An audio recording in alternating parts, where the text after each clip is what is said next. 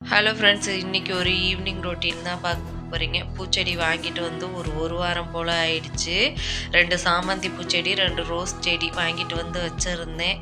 அதில் பூ வந்து எல்லாமே பூத்திருந்துச்சு. ஒரு பூ கூட வந்து காஞ்சு போச்சு. சரி, எல்லாத்தையும் இன்னைக்கு ஹார்வெஸ்ட் பண்ணி வச்சுருவோன்ட்டு எல்லாத்தையும் ஹார்வெஸ்ட் பண்ணிக்கிட்டு இருந்தேன். ஹார்வெஸ்ட் பண்ணி என்ன பண்ணுறதுன்னு யோசிக்கும் போது, சரி பூ உருளியில் போட்டு வாசல்கிட்ட வச்சுருவோம் அப்படின்ட்டு தான் எல்லாத்தையும் கட் பண்ணி பெரிய பெரிய பூவாக எடுத்துக்கிட்டு இருந்தேன்.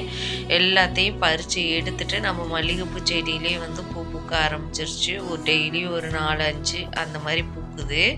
எல்லாத்தையும் பறித்து எடுத்துட்டு பூர்லியில் தண்ணி நிரப்பிட்டு பூர்லியில் எல்லா பூவையும் அரேஞ்ச் பண்ணி எடுத்து கொண்டுட்டு போய் வாசப்படியில் வச்சுட்டேன்.